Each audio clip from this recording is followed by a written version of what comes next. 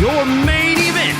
Introducing the hosts of Wrestling with Freddie, Jeff Dye, and Freddie Prinze Jr. Ladies and gentlemen, welcome to a brand new episode of Wrestling with Freddie, also known as Wrestling with Friends, because with me, as always, is the great Jeff Dye. And with us today is one of my favorite guests. He's been here before. He came to do the show again. He is the indie god. He is the deathmatch king. He is Mr. Matt Cardona.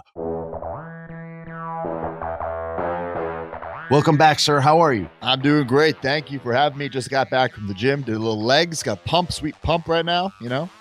Let's talk about leg day, because I'm very anti-leg day. How often do you have to do legs to not have chicken legs? I mean, I do them at least once a week, sometimes twice, but with this injury, it's been tough. It's been tough. Now that's all you can do is legs. Well, it's also tough because when I'm in the gym, I have this big sling and, you know, it's kind of limiting with certain movements, you know?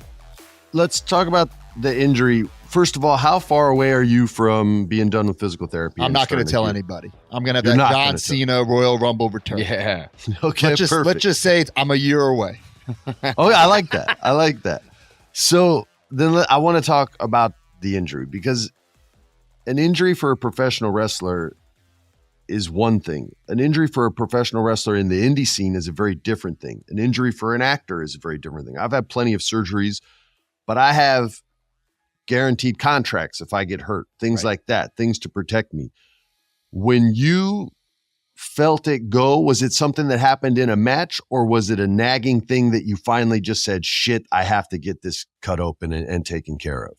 Happened in a match, clotheslining somebody over the top rope, something I've done thousands of times, and I felt it right away. I've never torn my pec before, but I knew, oh shit, I just tore my pec.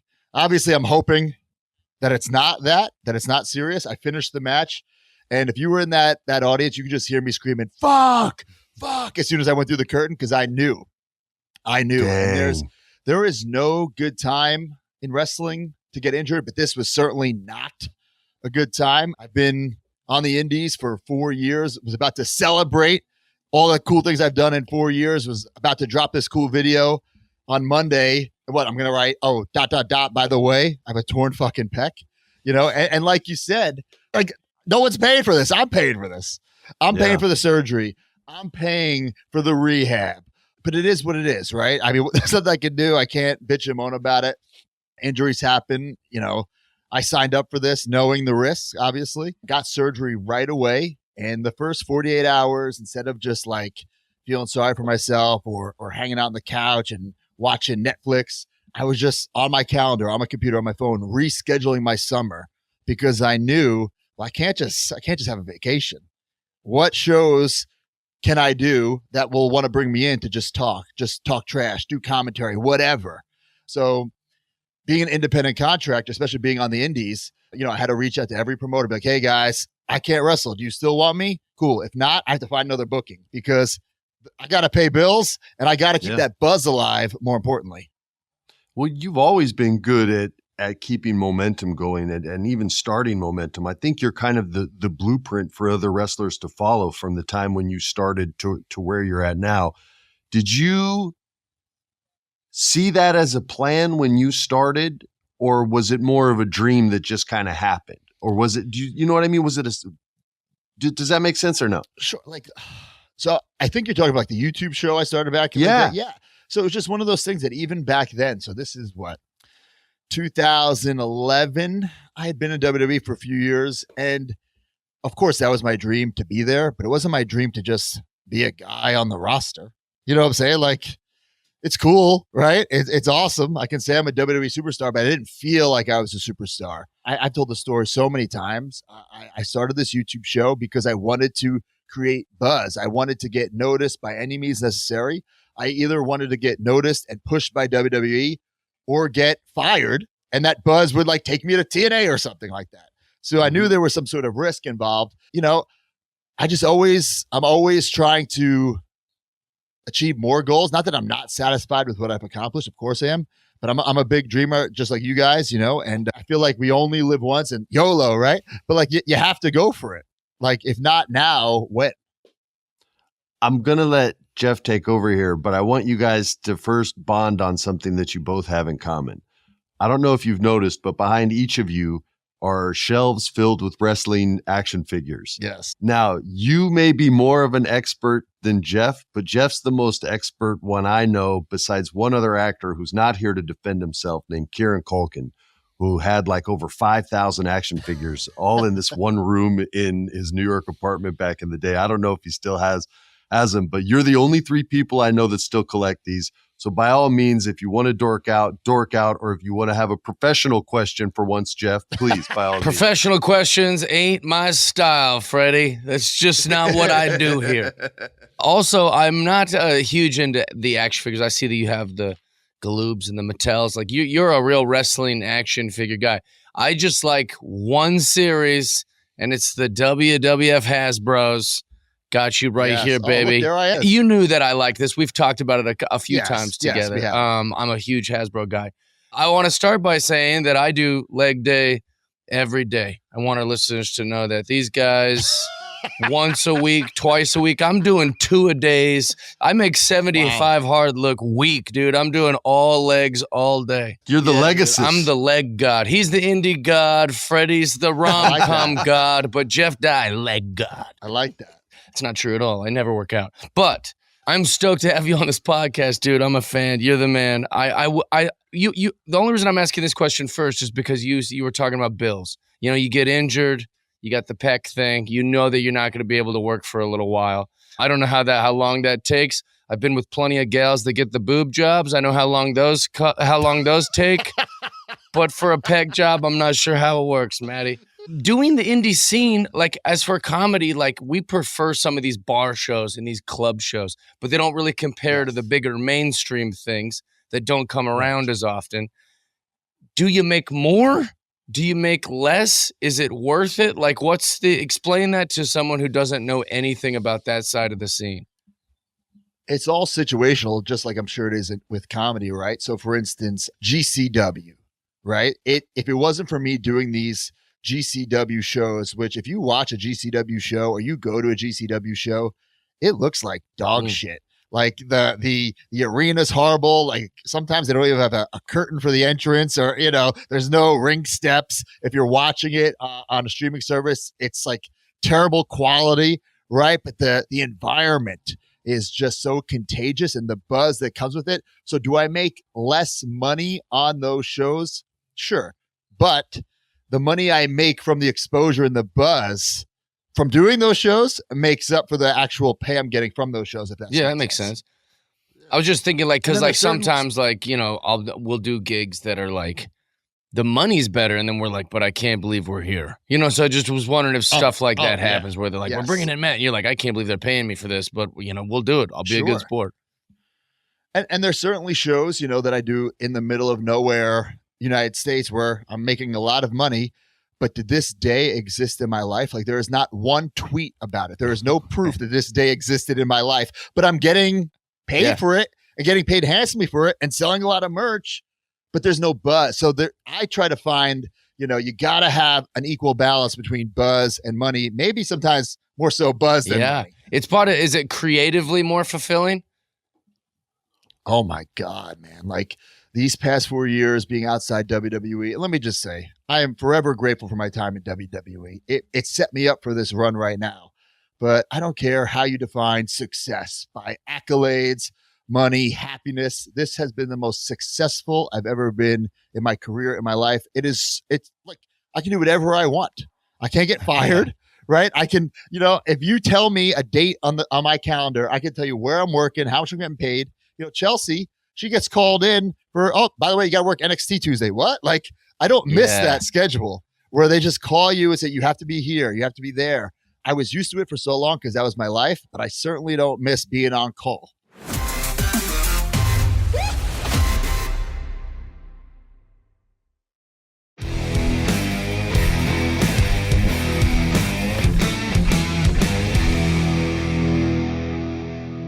Yeah, that was the difference between movies and TV for me, why I always preferred movies. TV shows would be crazy. You would get calls at like 2 a.m. because they're on nights, and they'd be like, yo, actor X didn't show up. Yeah. We need you now, bro. And it's like, what? I've got a baby in bed. Like, what are you talking about? We need you right fucking now. And you're just like, yo, what the hell? And that just doesn't happen on a movie because it has a beginning, a middle, That and Jericho end. cruise that I did, like some of the wrestlers were a little grumpy. I'm not going to name names. Let's just say Crack Jerry. Maybe it rhymes with that. Little grumpy of a guy. And I was like going like, what is going on? We're on a cruise ship. We're in the middle of the ocean. This is fun. All these wrestling fans are excited. Comedy's going to be awesome tonight. They were pretty upset. And then a lot of them were like, we didn't even know we were coming to this. We just got like an email from AEW that we had to be here. Like they didn't know, they weren't being paid any extra to be on the cruise ship. They just had to go be in the middle of the ocean and do a bunch of matches. And it was kind of similar to what you're saying with WWE. They just told them like, hey, tomorrow you got to go do this thing in the middle of the week. So it's tough having a boss, man. Go. So like this is going to sound really nerdy, but I don't care. So I'm a big Disney fan, big theme park fan, right? And there's this one restaurant in Disney World. It's called Victoria and Albert's, the Chef's Table. It is almost impossible to get a reservation there. I've been trying for 7 years to get a reservation. Okay, 7 years. I finally got it. Club 33 of Universal? No, it's just a very nice restaurant in one of the hotels, but it's so exclusive to get a reservation. Anyway, long story short, finally get the reservation. Chelsea gets called. I have to go to NXT. And but that's life, right? I can't be mad at her. She can't not go. No, Matt, you could be mad at her. That's what I'd have done. I'd have leveraged it as some sort of power in our relationship, Bring it up in a fight 6 months later. Remember when we didn't get to go to the restaurant?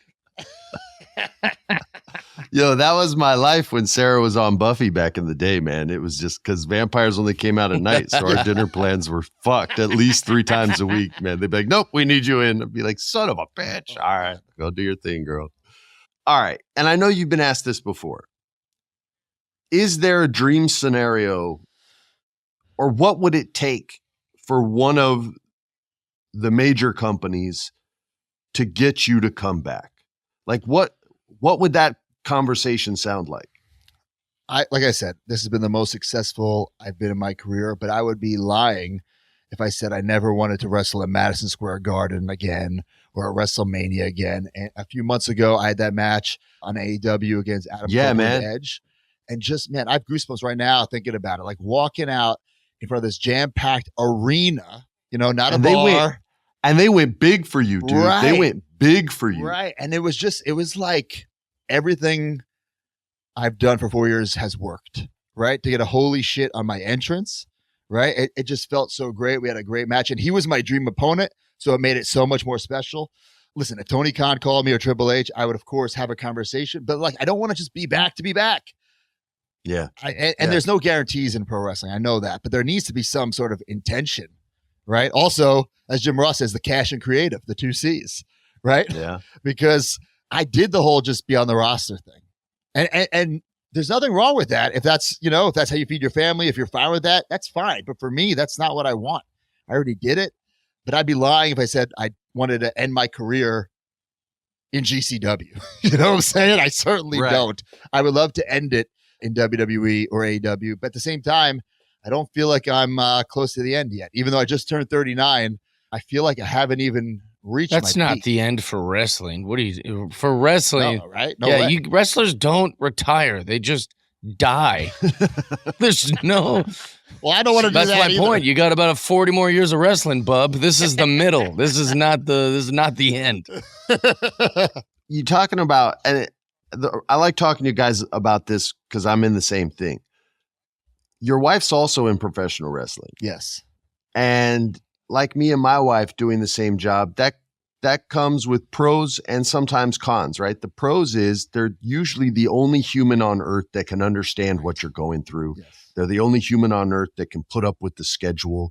They're the only human on earth that is understanding about the injuries because they go through all that shit too.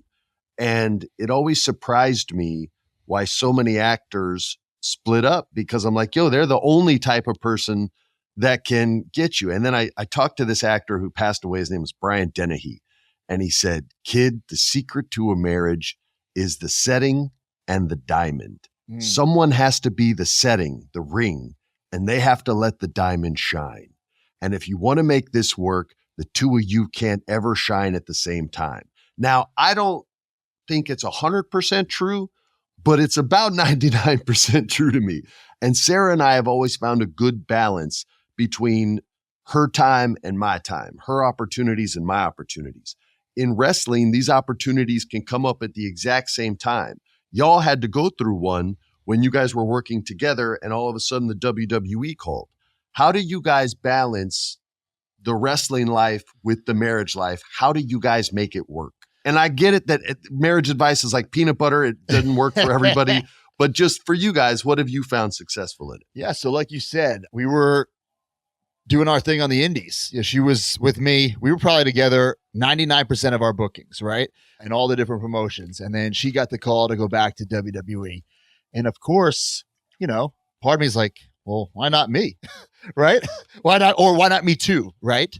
But sure. Then at the same time, I was like, well, you got to go. But we don't even need to have a discussion about this. You know, like you have to go back because she never really had her opportunity there. She was there. You know, she was in NXT, a couple shows on the main roster, got an action figure, but she wasn't really there. You know, like she had the pod in the Keurig, but didn't press it, didn't brew it. You know what I'm saying? She never got a taste. I'm like, you have to go. You have to, you know, find out for yourself. You know, you can't turn this opportunity down and then think years later, well, what if I would have gave it a shot? And I'm so glad she did. You know, WrestleMania, new action figures, tag team titles. She's all over the shows. I'm so happy for her. Yeah, at that time, I was like, I kind of wish I was there as well, but I didn't want to. It wasn't a why her, not me. It was more like a why not me too, especially at that time. They were hiring all these people, and no offense to anybody, but like, what was the prerequisite for getting rehired? Like doing nothing? Right. You know, like some of these people were doing nothing. Yep.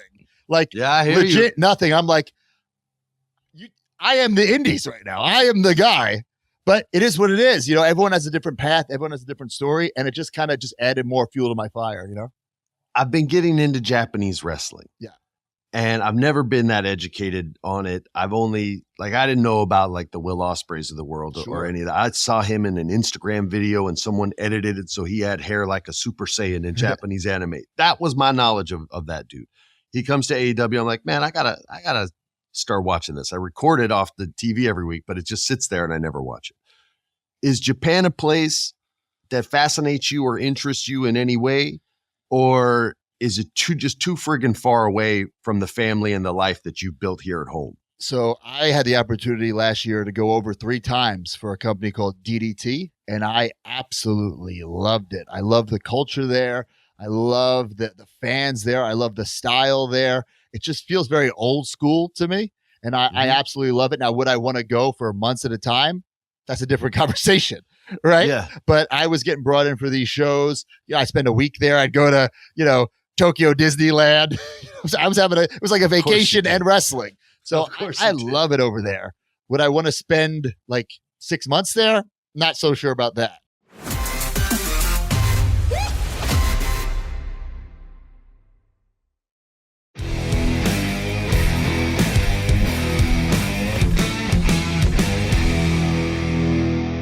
You know, what New Japan's doing, it's, you know, now they're way more recognizable in the United States. They do shows in the US. It's incredible what they've done. And so many wrestlers have made their name there and have come over to the States. So New Japan's definitely something I would want to do in my career.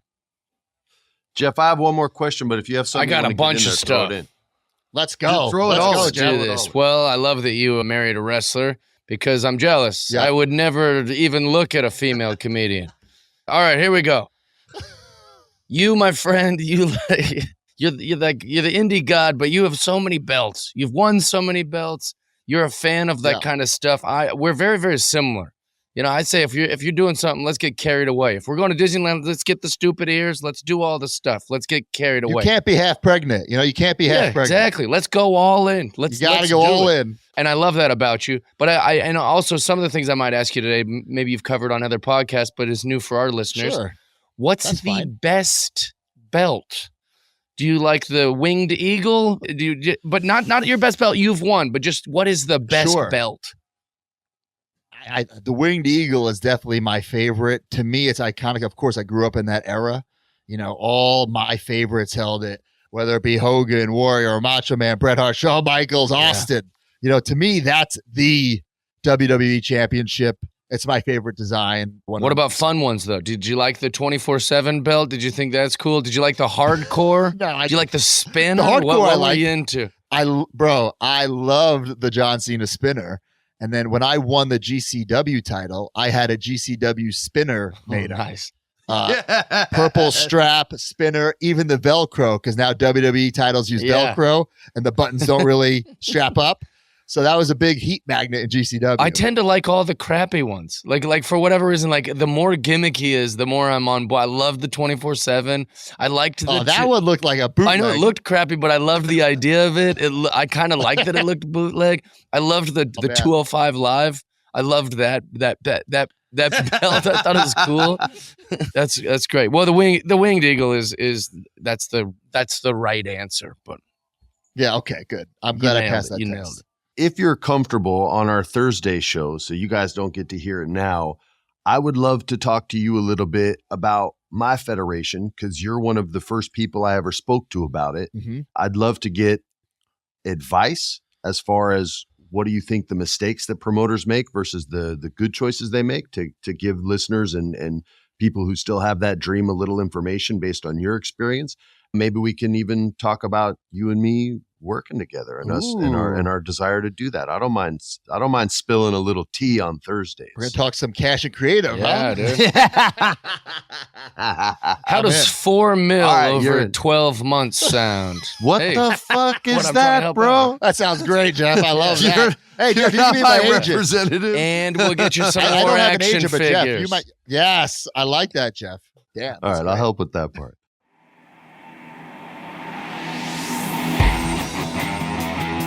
All right, you guys, we're going to get into the final part of the show, which is our listener reviews. And today's listener review comes from, dude, your name rocks. It's Michael Jackson. And the headline was new to this, and he gave us 5 stars. And here we go. Just came across, this is like just sweet and nice. I was hoping for a mean one of these days. Just came across this podcast and can't stop listening. Great and entertaining. The only downfall is I wish the podcasts were longer. So do we, sir. You have to call your representative in whatever state and make them demand that iHeart makes our episodes longer.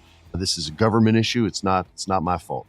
So stay tuned, you guys. Thank you for that. Please, if you want to write a mean one, write a mean one. I'll take it. Anyway, stay tuned for Unsanctioned Thursday. We're going to continue our conversation with the Deathmatch King. He's got about 27 titles right now.